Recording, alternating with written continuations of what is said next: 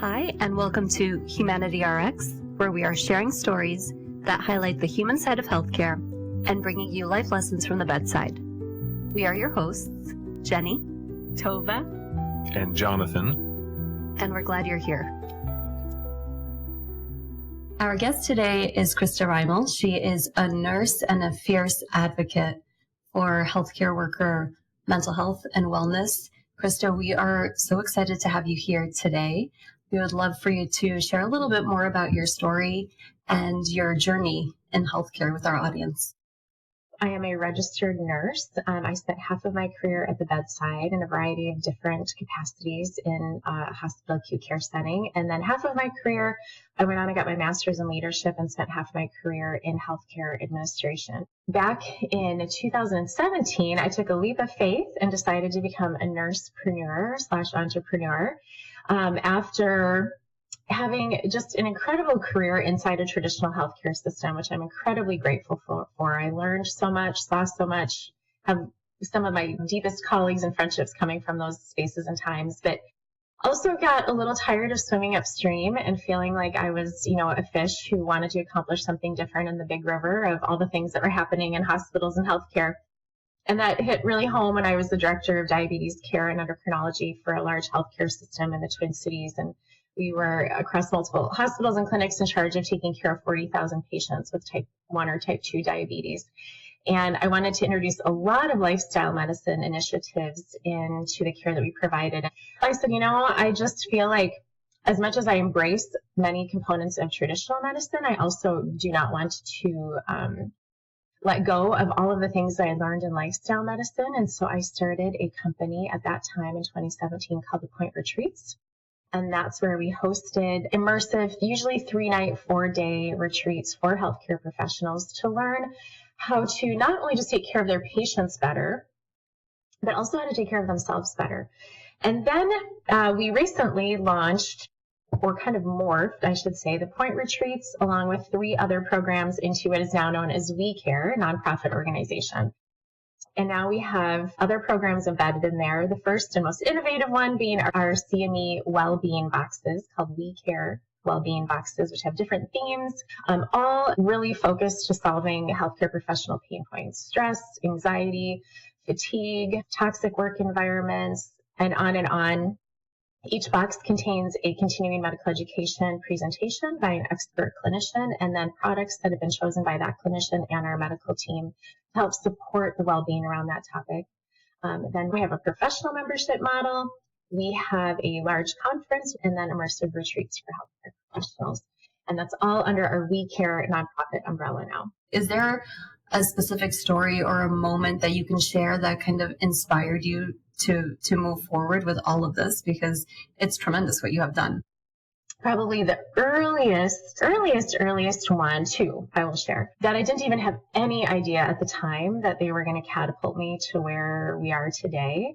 But during nursing school, I also got my EMT, emergency medical technician training. I, at that time, had my eyes set on being a flight helicopter emergency nurse, and was doing all the additional training that I possibly could. And shortly after I'd finished my EMT training, and I was probably only halfway through my nursing program, I came upon a terrible, terrible accident in kind of a rural area, and was the first person, along with one police officer, on the scene. And it was a car and motorcycle accident.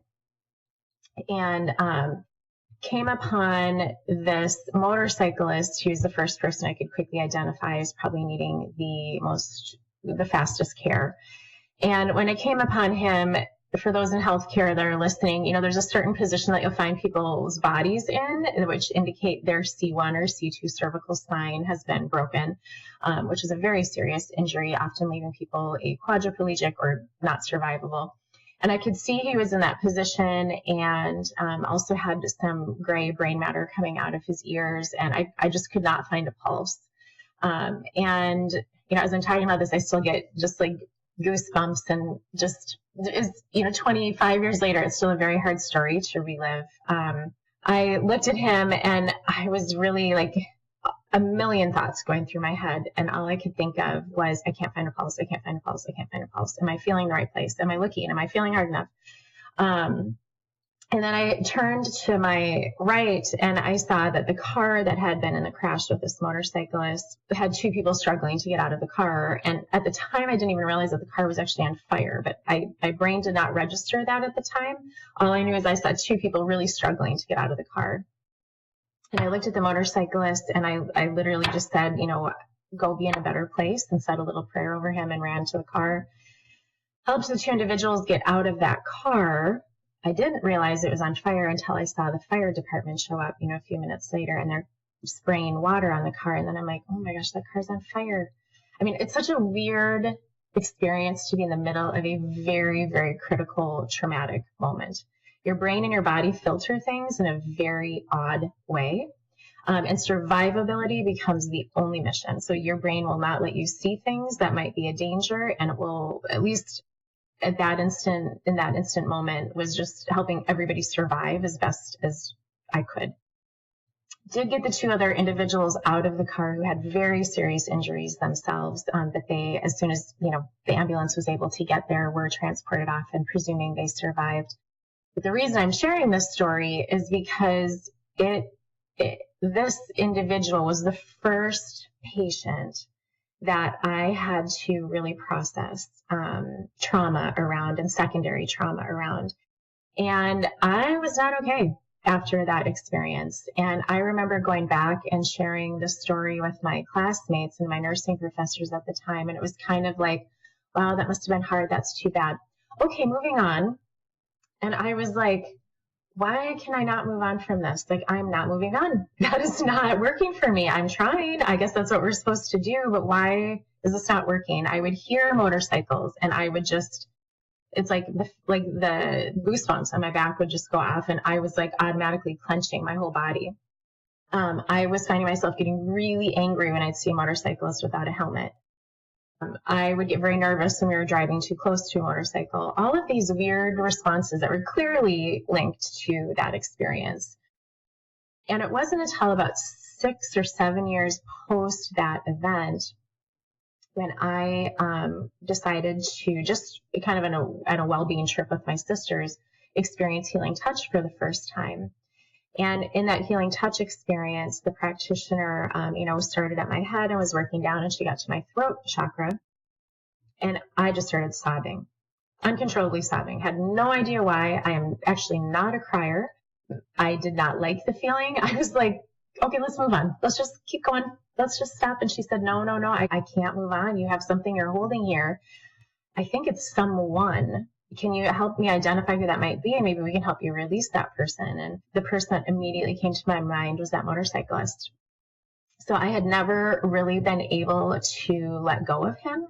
I had no closure to his ending. He clearly had passed on scene, but he was young, and I doubted myself so much, and I had no peace of mind. I had not been able to grieve, because it literally, when I went back to my nursing program, was kind of like, yeah, well, this stuff happens. It's what's going to happen. You got to be able to figure out how to move on. So I was trying to force myself to do that. And I really realized, you know what? I'm a human. I am going to care about the people that I care about. And I had to grieve him. And I also had to find a way. He was a great teacher of mine. Even though I could never talk to his family, I could never tell them I tried. I could never tell them he had a little prayer over him before he left this earth. I had to find a way to make peace with his passing. Excuse me, it still is something that's just, I still hold pretty near and dear. And I had to realize as a nurse that I will hold people's stories. I will be part of a chapter in their life, and actually they're part of mine. And I just had to come to that reconciliation of, I'm going to have multiple people who I'm going to hold in my heart, and find a way to hold them there peacefully without constant trauma and constant grief. And that was a really big eye-opening experience for me. And, I realized how, as healthcare professionals, we're kind of indoctrinated to be less emotional, less human, less feeling. And that doesn't work. I have yet to see a healthcare professional, and knowing thousands of them, that this works for. They don't really train you before you head into these very possibly traumatic situations. Part of the reason we started this podcast was so that non-healthcare people can see that there is this very human side of all the people that are taking care of you, that you hold these stories and you think about these patients or people that you worked with for years, and they may never know that. They may never see that. Yeah. Well, thank you for creating a safe space for professionals to share their stories, because that is a strategy, honestly, is having safety and sharing it, and safety and just acknowledging it for what it was or what it is. And unfortunately, in healthcare, we just don't do that. And we're kind of indoctrinated in our nursing and medical school programs to think that, our stethoscope is a shield of some sort and makes us like less human. And it's a very convoluted space to be, because you are the expert, and you do have to actively be able to stay in a state of mind to take individuals who need life and death decisions made very quickly and stay very clear in your role in those, which does mean you kind of have to learn how to disassociate from your emotions in those moments. But then I think the strategy part, Jonathan, afterwards is to say, when someone's gone through that, we have to pull them out, and we have to give them time and space to breathe, to eat, to sleep, to talk to someone, to recover, to do all the things that any other normal human we would be giving permission to do. Our degrees do not protect us from our humanity. And when we try and pretend like they do, I think that's when we see a lot of burnout. And most people who go into healthcare really genuinely care, which sets us up also to have that duality of, how do I be the best professional and really care, but not be a heaping mess in the middle of a trauma or right after. So it's a tough formula. I don't know that anybody really has it figured out. I think, thankfully, individuals like yourself and myself are trying to dive into this in a deeper capacity and come up with better solutions and strategies, but it's complicated. And I think we're also making progress, because here we are today. And I will tell you, 20 years ago in my professional life, I would not have been having this conversation. Your degree does not protect you from your humanity is a line that will be playing in my head over and over. That was so profound. Yeah, thank you. Yeah, it's very true. I have spoken to the University of Minnesota, I live in Minnesota, medical students a few times, and around well-being. So one of the medical student professors asked if I would speak to them on the topic to try and better prepare them as they were about to head into their residencies. And, it was so fun to be in a classroom, a large classroom of hundreds of medical students. And they're so eager, and they're so ambitious, and they're so talented and smart and driven. And the first time I gave the talk, I was probably feeling a little heavy, and I was like, I just have to tell them how hard this is going to be, and maybe I should turn and run the other way. And I was like, no, I don't want to squash anyone's passion, because I genuinely love healthcare. I love medicine. I am so honored to work in this space and have met some of the most amazing people in my career. But we do need more voices in there earlier on, whether you get it at that point or not. This is kind of what I told the medical students. I gave them 4 quadrants. They're students. Everybody wants to get the right answer. So I gave them 4 quadrants of scenarios of, least challenging to most challenging. Pick the hardest one, A, B, C, D, or E is other. And they all picked the most complicated scenario. I put in there like open heart surgery, pneumothorax, blah, blah, blah. And I said, no, actually the hardest patient is going to be E. And I showed a picture of a physician. I said, it's you. You know how to treat those things. All 4 of those quadrants I just showed you, you have been trained so well to learn how to treat those. Who's taught you how to take care of yourself? And the room was like silent, like pin drop. And I was like, you might not have any other voice in your career at this moment in time telling you that you need to take care of yourself. You're going to be inundated with do more with less, work harder, more hours. Don't take time to eat. Don't take time to take bathroom breaks. Just go, go, go, go, go. And you can't do that. Like, you're not a machine. You're a human. And at some point, it's not a when, it's an if, or not an if, but a when, you're going to hit a wall and be like, I literally don't know how I can function anymore. I just hope you hear my voice, that's your pause moment to say, you can't serve from an empty cup. You have to take care of yourself. And I hope you just feel a little tap on your shoulder to give yourself permission to do that at that juncture, hopefully sooner than that. But if nothing else at that juncture, just know it's okay. And I'm just telling you, every healthcare professional, I don't care how much you think anyone has their crap together, every single one of us are going to have a moment, if not multiple, like that one, and just be a human in that moment and take care of yourself. So it's a message we need to start giving sooner to our students.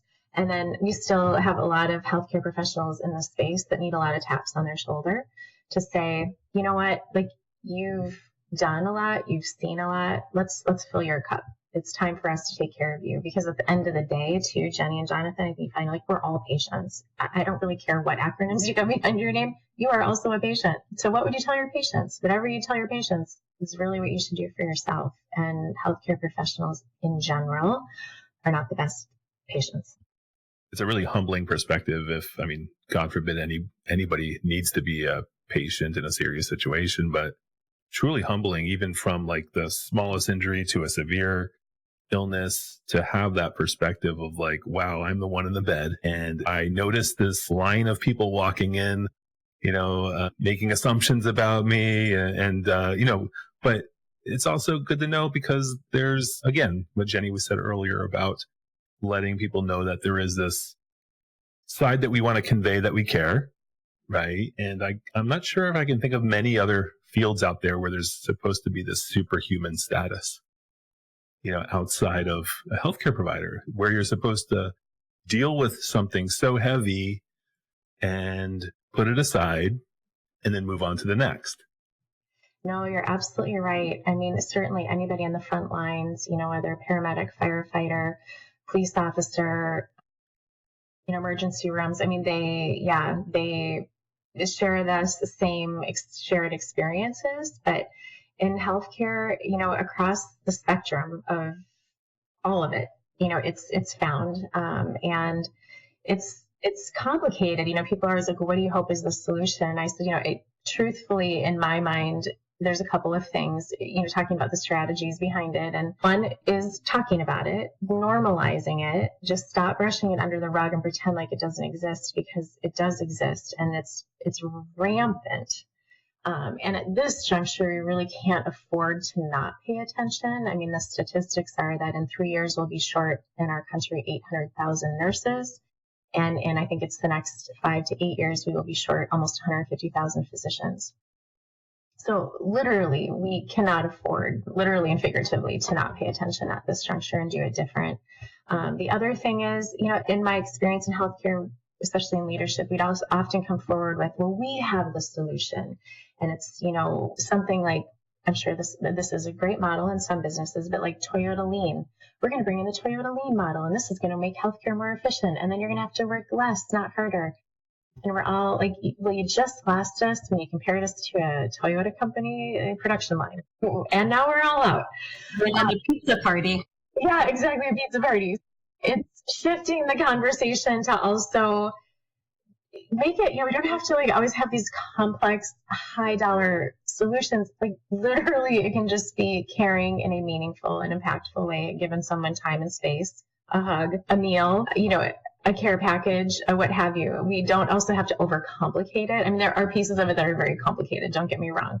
But I think we should start at this end of the spectrum and building blocks to get to here. But you have to start with even buy-in from the healthcare professionals, acknowledging the healthcare professionals, giving them space to be seen, heard, and valued. Then you can move along the spectrum of work.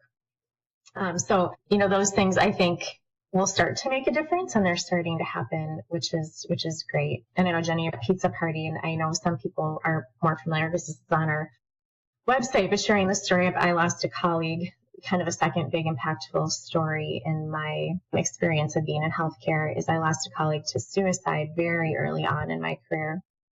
And literally, this had never even entered my sphere of thinking that this would happen with a colleague or in my profession.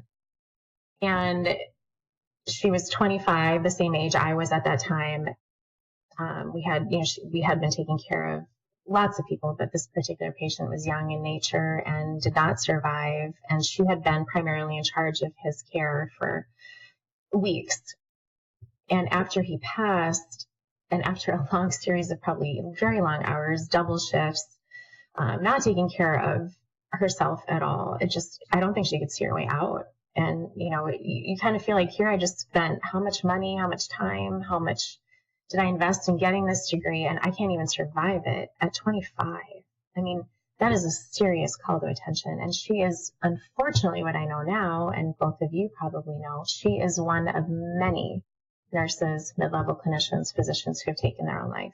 Female nurses and female physicians have the highest rate of suicide out of any profession in our country.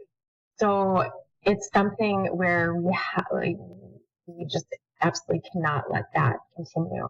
We are smarter than that. And if we can see these signs and symptoms in our patients that we're taking care of, we sure as hell better be able to start seeing it in our own professionals and colleagues and start doing something about it. And at that moment in time, I was like, I'm seriously one of the least angry people. Anger is an emotion I actually genuinely don't love to sit in.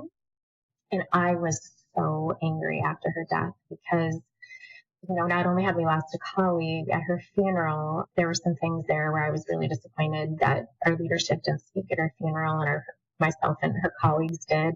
That as a group of evening shift nurses, we decided, even though we had just buried a friend and a colleague that morning, we were all scheduled to work that evening. And so, what, we'll just band arms and we'll get through this together, and we'll do this for her and her family and just to honor her. And we got to work that evening, and we were short-staffed, and which is not uncommon. And yet I was just kind of like, really? The whole hospital knows what's happened. You know what we're coming back from, and this is what you're gonna do. And I remember calling our HR department, and they were like, Christa, the whole hospital is short-staffed. I was like, okay, all right. So I was the charge nurse at the time, and I just said, okay, we're going to just have to get through this. And we did. And maybe 3 hours later, we had 4 or 5 pizzas arrive for our super well-intended, very well-intended. Some people listening might be like, well, that was nice. And I'm like, it was a seriousness. Like, grieving the loss of a colleague to suicide at the hands, at least in a great portion to our profession, those two do not go hand in hand. That is like the last thing that we needed. We actually really needed people, the leaders, to show up for us. We needed pastoral care. We needed trauma debriefing. We needed an hour to sit and breathe. We needed a full staff. There's a million things they could have done for us. Pizza was not one of them. And it's just this weird thing in healthcare where the irony in that whole message too is, generally speaking, I'm not going to look at most of our patients and like, you should eat more pizza. That's going to solve the world's problems and your health. But that's what we give each other, like in times of tragedy, in times of celebration, in times of all the things. And I'm like, haven't we figured this out yet? It's not working for the people we're taking care of. So like, why do we make that our norm? So a lot of moments in that chapter of my life that just were very hard to reconcile. I had to, kind of sideways figure it out on my own. Thank God what it did lead to is that I had a lot of colleagues who developed deeper, closer, more meaningful relationships with, and this kind of like shared suffering and secondary trauma that we could at least relate to each other. But even now when I look back, a lot of those initial conversations, actually in particular with physicians, was like literally kind of pulling me in a closet and being like, I don't know who else to tell, but I have to tell someone kind of talk. Where, again, if we can just take the conversations here on a podcast platform instead of in the closet, like kudos to both of you for creating that space, because that's a big step. So that's kind of another story that led me to be to where I am today, which is why I'm, sharing that with you, that it's probably, presumably like this big last chapter of my career. And I love patient care. I always have loved patient care. I love healthcare, but I'm honestly taking care of the population that I think is the most underserved right now, the most unacknowledged right now. And that's ironically our healthcare professionals. We really appreciate the stories. I know there's a lot to unpack there. And I was wondering if you could leave us and our audience, made up of healthcare providers, caregivers, patients, a prescription for humanity.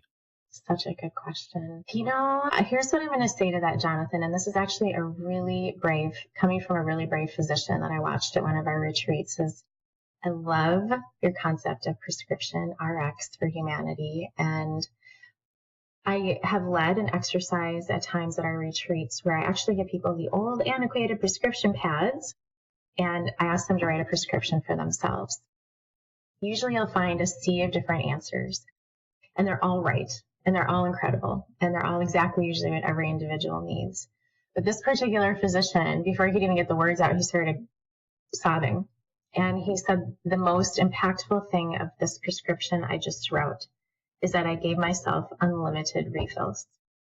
I mean, he was just sobbing. Like this wasn't a one and done. This wasn't a specific moment in time. He was like, I matter enough to keep doing this. I matter enough to keep taking care of myself. And in this whole mix of chaos, I have to give myself permission to do this all the time. So my prescription for humanity is really, everyone comes with different passions, different goals, different purposes, and follow your heart. Like, don't make your Humanity RX a hard one. Make it a deeply personal one, and do it a lot. Just keep doing it. Give yourself unlimited refills, and don't ever let yourself not matter on that prescription pad. I love this idea of you matter and you are allowed to take care of yourself. Sometimes we just need to hear somebody else say those words. So Christa, thank you. Thank you for saying those words loudly for so many to hear, because it is so necessary. We appreciate you, the work you do, and we appreciate that you were here with us today. Thank you for listening to Humanity RX. We hope today's conversation gave you something to think about and maybe even feel a little more connected to the human experience. To find out more about our guest, please find more information in our show notes. Humanity RX is created, written, and produced by the three of us, Jenny, Tova, and Jonathan. If you enjoyed this episode, we'd love it if you subscribed, left a review, or shared it with someone who needs a little dose of humanity. You can find us on Instagram at HumanityRxPod or LinkedIn at HumanityRx. Until next time, be good to yourselves and each other.